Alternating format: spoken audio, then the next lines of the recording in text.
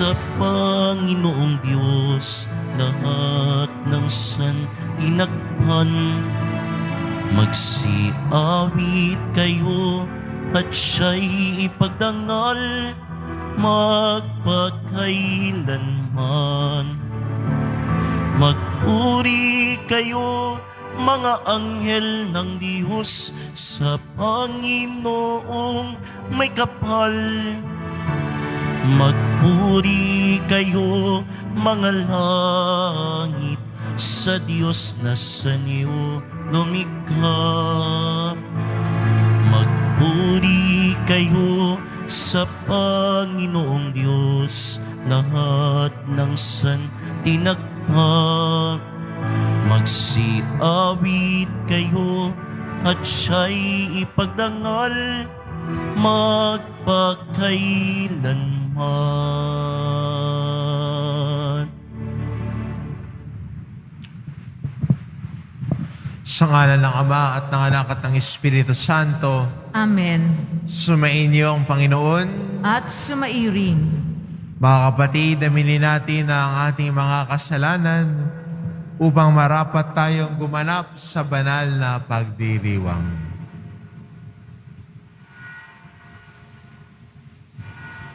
Inaamin ko Sa makapangyarihang Diyos at sa inyo mga kapatid, na lubha akong nagkasala sa isip, sa salita at sa gawa at sa aking pagkukulang. Kaya'y sinasamo ko sa mahal na Birheng Maria, sa lahat ng mga anghel at mga banal, at sa inyo mga kapatid, na ako'y ipanalangin sa Panginoong ating Diyos. kawaan tayo ng makapangyarihang Diyos, patawarin tayo sa ating mga kasalanan at patnubayan tayo sa buhay na walang hanggan. Amen. Panginoon, kaawaan mo kami. Panginoon, kaawaan mo kami. Kristo, kaawaan mo kami. Kristo, kaawaan mo kami. Panginoon, kaawaan mo kami. Panginoon, kaawaan mo kami. Manalangin tayo. Ama naming makapangyarihan, Ikaw ang pinagmumulan ng matapat na paninindigan ng mga banal. Ang mga martir na sina San Pedro Bautista, Paul Miki at mga kasama ay minarapat mong tawagin upang mabuhay sa iyong piling matapos danasin ang krus ng pagtitiis sa kamay ng mga taga-usig. Bunga ng kanilang pagdalangin para sa amin, mapangatawanan nawa namin hanggang kamatayan ang pananampalatayang aming pinangahawakan. Sa pamamagitan ni Hesukristo, kasama ng Espiritu Santo, magpa sa walang hanggan. Amen. Magsiupo muna po ang lahat. Ang simula ng aklat ng Henesis. Nang simulang likhain ng Diyos ang lupa at ang langit, ang lupa ay wala pang hugis o anyo. Dilim ang bumabalot sa kalaliman at umihip ang malakas na hangin sa ibabaw ng tubig. Sinabi ng Diyos, magkaroon ng liwanag, at nagkaroon nga. Nasihan ang Diyos nang ito'y mamasdan. Pinagbukod niya ang liwanag at ang dilim. Ang liwanag ay tinawag niyang araw, at ang dilim naman ay tinawag niyang gabi. Dumaan ang gabi at sumapit ang umaga. Iyon ang unang araw. Sinabi ng Diyos, magkaroon ng kalawakang maghahati sa tubig upang ito'y magkahiwalay. At nangyari ito. Ginawa ng Diyos ang kalawakan na pumagitan sa tubig na nasa itaas at nasa ibaba. Langit ang itinawag niya sa kalawakan. Dumaan ang gabi at sumapit ang umaga. Iyon ang ikalawang araw. Sinabi ng Diyos, magsama sa isang dako ang tubig sa silong ng langit upang lumitaw ang lupa. At ito'y nangyari. Ang lupa ay tinawag niyang daigdig at karagatan ang nagsama-samang tubig. Nasiyahan siya nang ito'y mamasdan. Pagkatapos, sinabi ng Diyos, magkaroon sa lupa ng lahat ng uri ng halamang namumunga at nagbubutil, at nangyari ito. Tumubo nga sa lupa ang gayong mga halaman. Nasihan siya sa kanyang ginawa nang ito'y mamasdan. Dumaan ang gabi at sumapit ang umaga. Iyon ang ikatlong araw. Sinabi pa ng Diyos, magkaroon ng mga tanglaw sa langit para mabukod ang araw sa gabi. Ito ang magiging batayan sa bilang ng mga araw, taon at kapistahan. Mula sa langit, ang mga ito'y magsasabog ng liwanag sa daigdig, at gayon nga ang nangyari. Nilikha ng Diyos ang dalawang malaking tanglaw, ang araw upang tumanglaw sa maghapon, at ang buwan upang magbigay liwanag kung gabi. Nilikha rin niya ang mga bituin. Inilagay niya sa langit ang mga tanglaw na ito upang magsabog ng liwanag sa daigdig. Tumanglaw kung araw o gabi, at magbukod sa liwanag at dilim. Pinagmasdan ng Diyos ang kanyang ginawa, at siya'y nasiyahan. Dumaan ang gabi at sumapit ang umaga. Iyon ang ika-4 na araw.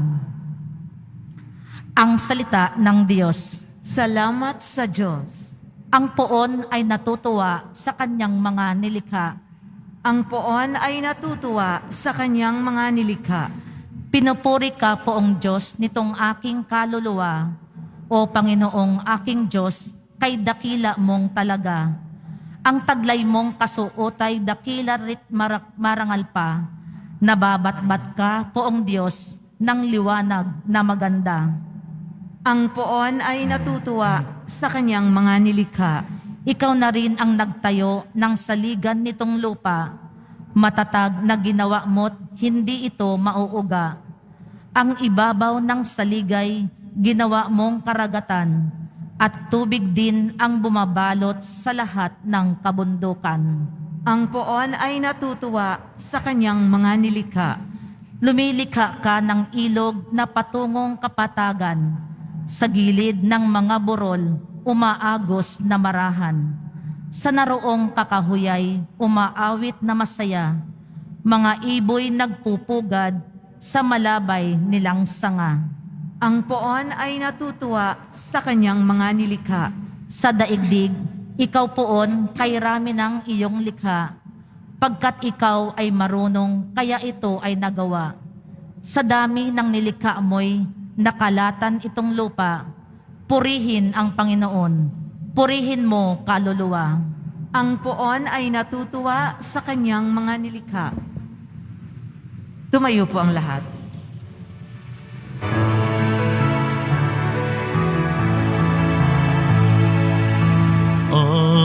Alleluia,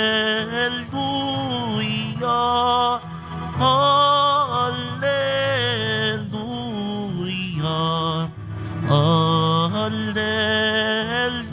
Alleluia, Alleluia. Ipinangaral ni Jesus ang paghahari ng Diyos.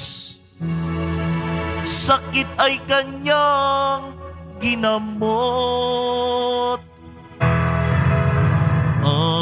Alleluia, Alleluia, Alleluia, Alleluia.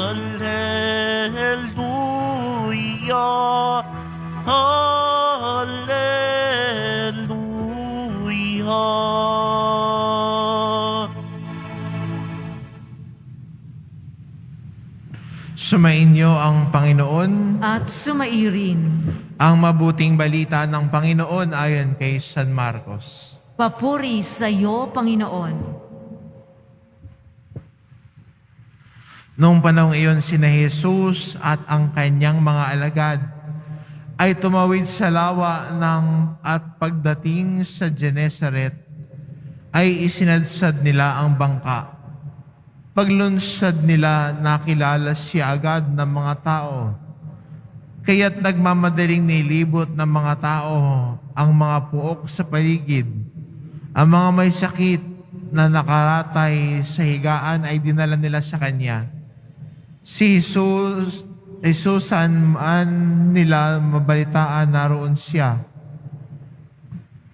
At saan man siya dumating, maging sa nayon, lunsod o kabukiran, ay dinadala sa liwasan ang mga may sakit at isinasamo sa kanya na pahipuin sila kahit man lang sa palawit ng kanyang kasuotan.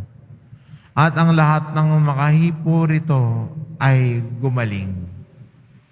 Ang mabuting balita ng Panginoon. Pinupuri ka namin, Panginoong Heso Kristo. Maupo muna po ang lahat. Sa ating ebanghelyo, ang mga tao ho ay nagmamadali po na pumunta kay Jesus.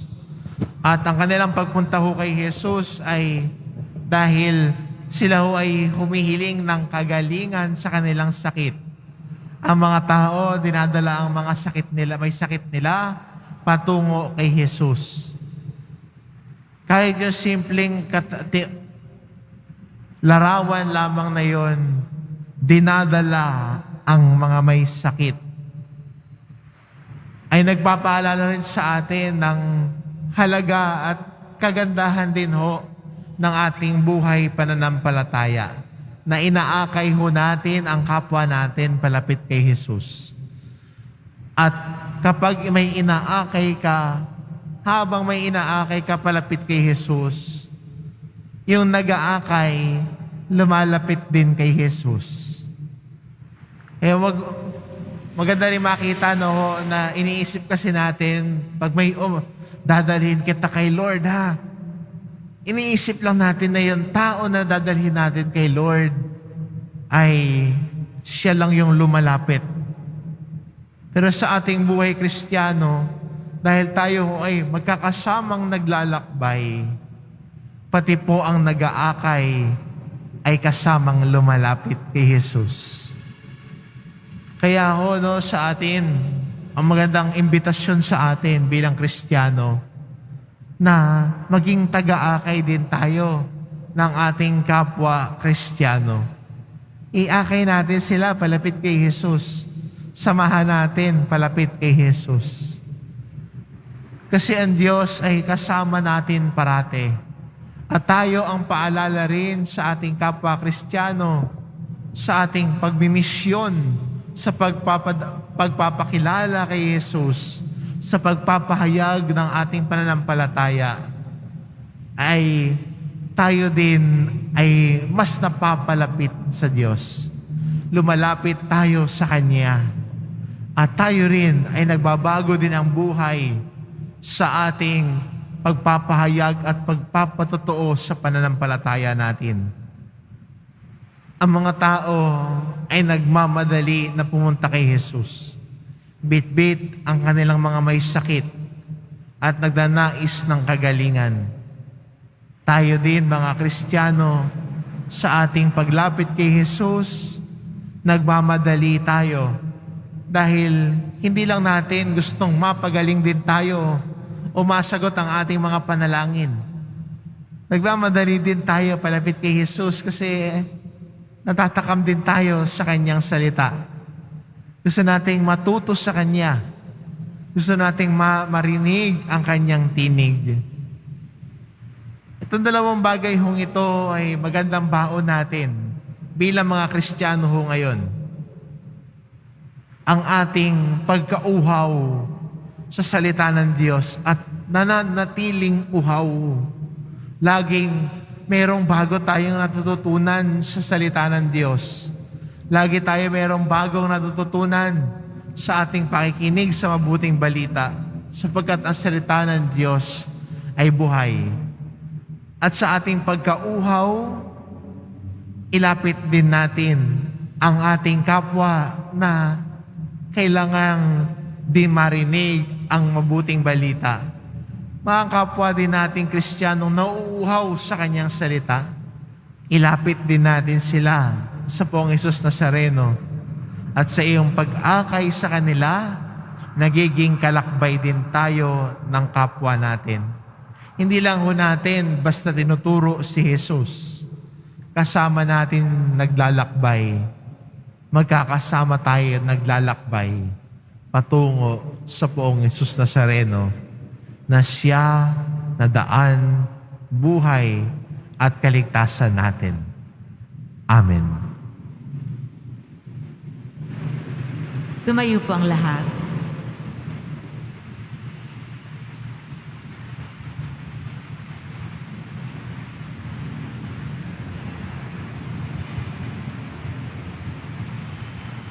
Minamahal ko mga kapatid, manalangin tayo sa Ama na nagnanais na gumaling ang lahat. Hindi niya itinataboy ang sinumang nangangailangang dumulog sa Kanya. Ang ating itugon, banal na tagapagpagaling, mahabag kayo sa lahat. Banal na tagapagpagaling, mahabag kayo sa lahat. Bilang simbahan, naway wag nating isarado ang ating mga puso sa pangangailangan ng ating kapwa. Manalangin tayo. Banal na tagapagpagaling, mahabag kayo sa lahat. Tayong lahat, naway kumilos para sa katarungan at para sa dangal ng tao, lalo na sa mga taong hindi binibigyang pansin ng lipunan. Manalangin tayo. Banal na tagapagpagaling, mahabag kayo sa lahat. Ang ating komunidad, naway maging matulungin at maitaas ang bawat isa na mayroong pag-ibig at malasakit tulad ng ipinakita sa atin ng Panginoon. Manalangin tayo. Banal na tagapagpagaling, mahabag kayo sa lahat. Ang mga may sakit sa isip, katawan at diwa, naway makatagpo ng ganap na kagalingan. Manalangin tayo. Banal na tagapagpagaling, mahabag kayo sa lahat. Makapangyarihang Ama, pakinggan mo ang aming mga panalangin at ang aming mga puso ay gawin mo kaming laging handa. Hinihiling namin ito sa pamamagitan ni Kristo na aming Panginoon. Amen. Maupo muna ang lahat.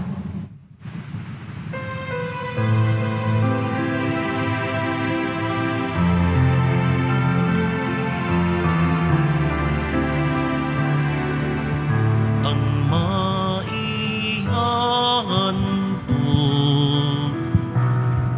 sa'yo, Panginoon, ay tinapay at alak mula sa aming kamay. Sa iyong kabutihan aming iaalay ang tinapay at anak sa gisag ng aming buhay.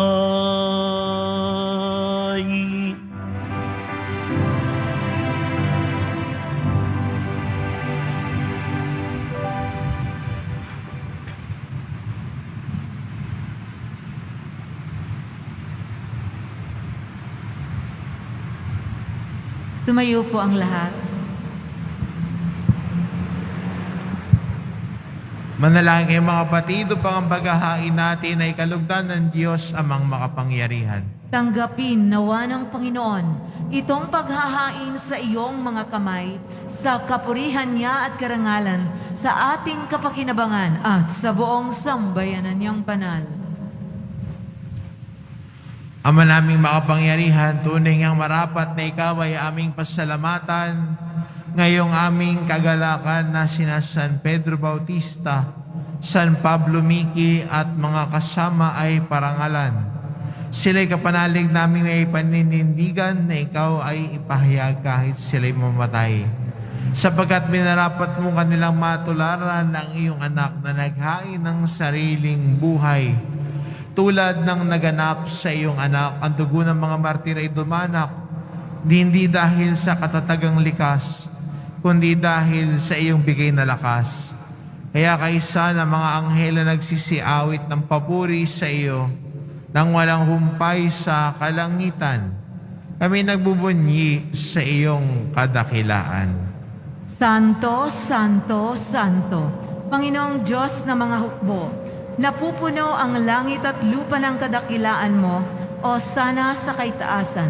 Pinagpala ang naparirito sa ngalan ng Panginoon, o sana sa kaitaasan. Lumuhod po ang lahat.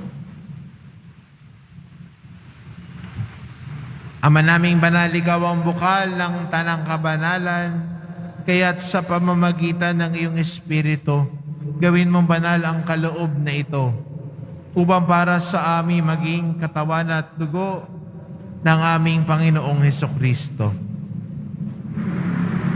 Bago niya pinagtiis ang kusang loob na maging handog, hinawakan niya ang tinapay, pinasalamatan kanya.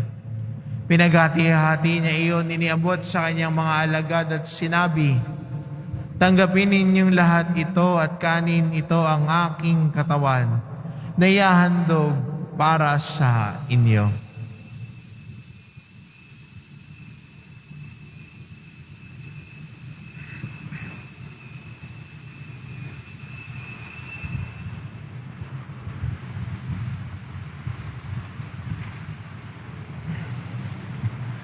Gayon din naman na matapos ang hapunan, hinawakan niya ang kalis. Muli kanyang pinasalamatan. Iniabot niya ang kalis sa kanyang mga alagad at sinabi, "Tanggapin ninyong lahat ito at inumin. Ito ang kalis ng aking dugo, ng bago at walang hanggang tipan. Ang aking dugo na ibubuhos para sa inyo at para sa lahat, sa ikapagpapatawad ng mga kasalanan. Gawin ninyo ito sa pag-alala sa akin."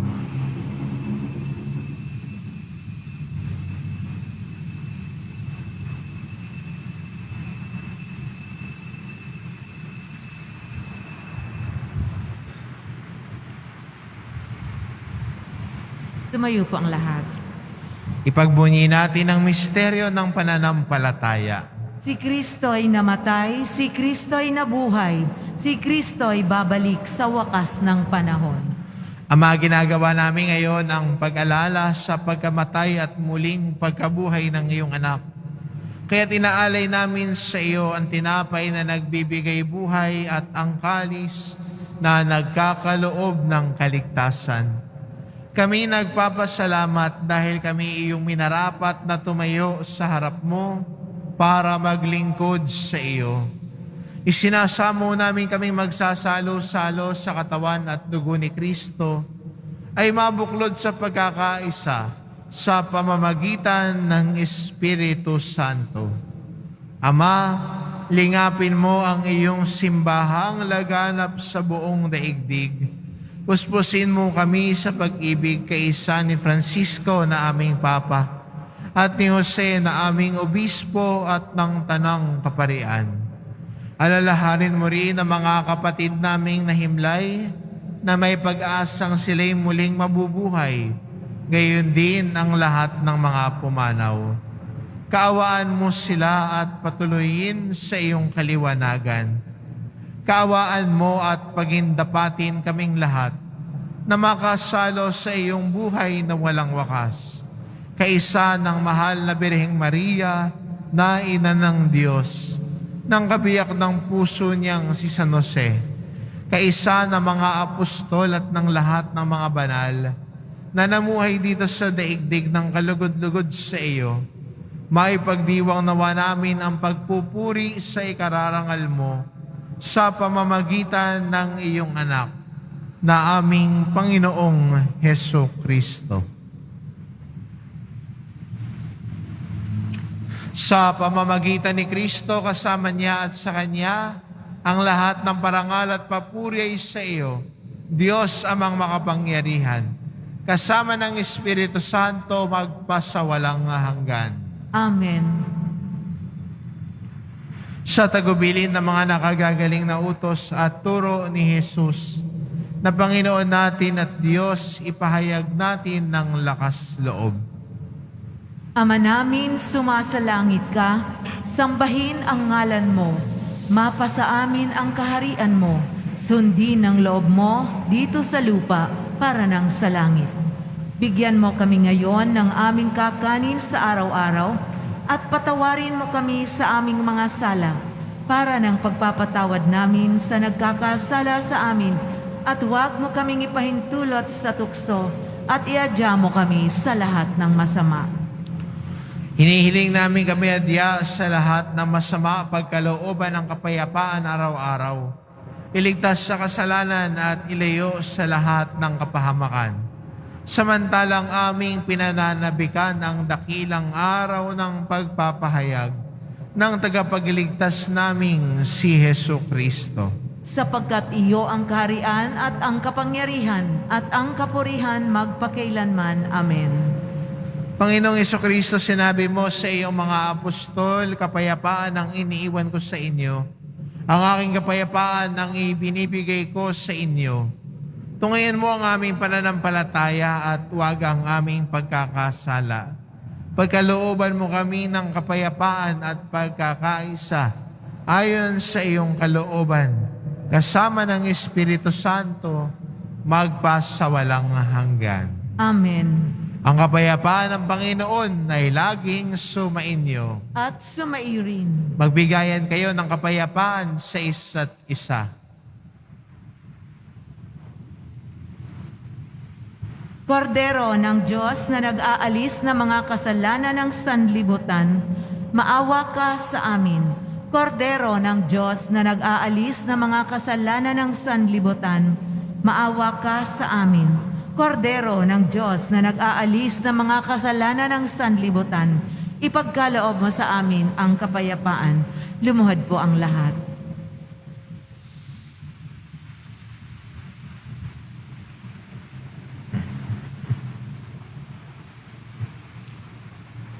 Ito ang kordero ng Diyos, ito nag-aalis ng kasalanan ng sanlibutan.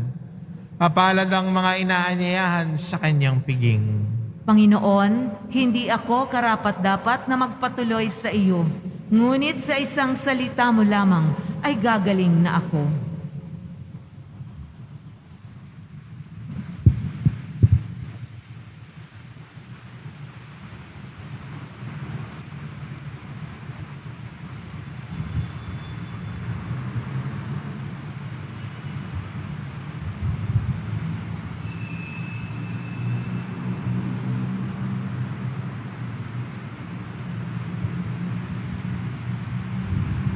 Para sa lahat ng tatanggap ng banal na komunyon, ang tamang paraan ng pagtanggap ay kaliwang kamay sa ibabaw ng kanang kamay. At sasagot po tayo ng amen pagkasabi ng pari o ng lay minister ng katawan ni Kristo. At isubo sa bibig bago umalis sa harapan ng pari o lay minister. Sumunod po tayo. Maraming salamat po.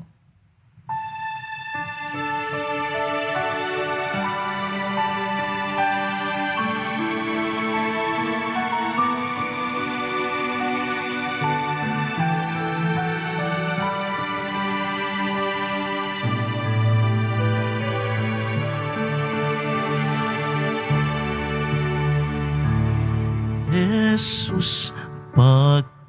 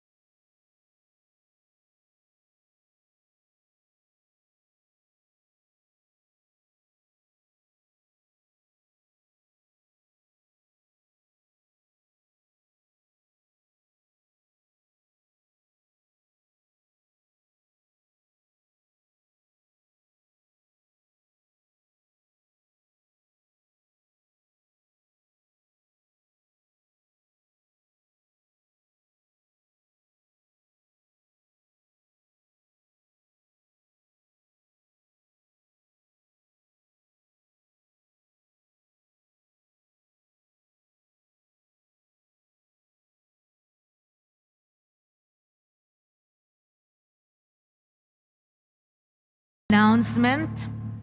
Kung kayo po ay mayroong naitatabing mga lumang palaspas noong mga nakaraang taon, ay maaari ninyo nang pong dalhin dito sa ating simbahan.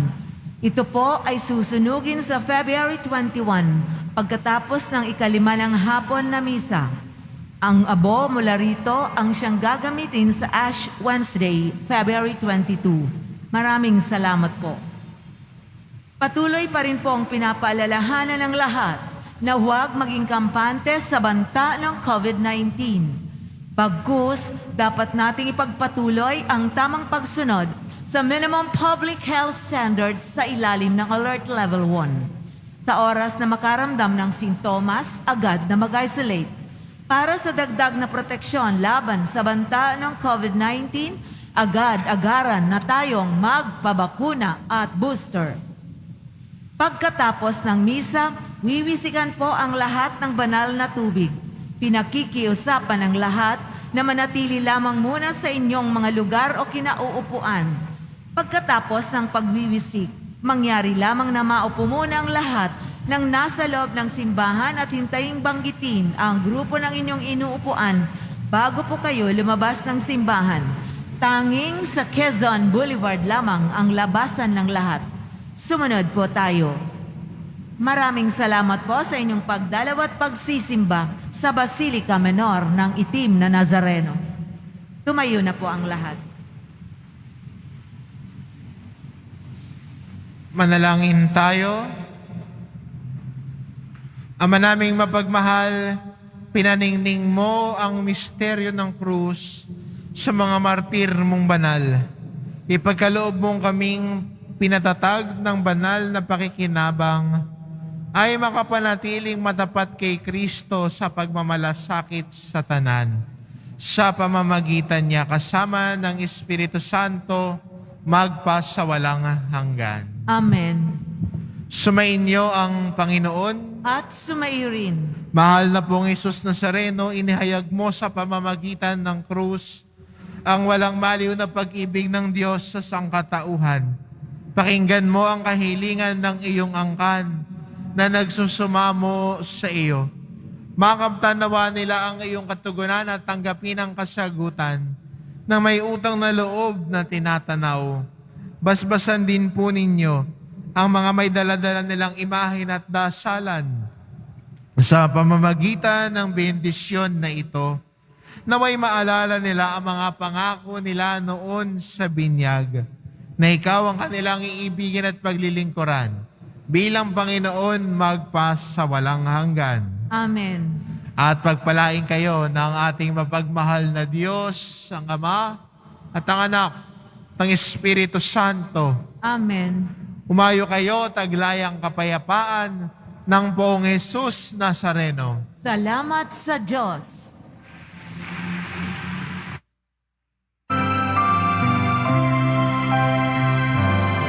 Nuestro Padre Jesus Nazareno, sinasamba ka namin,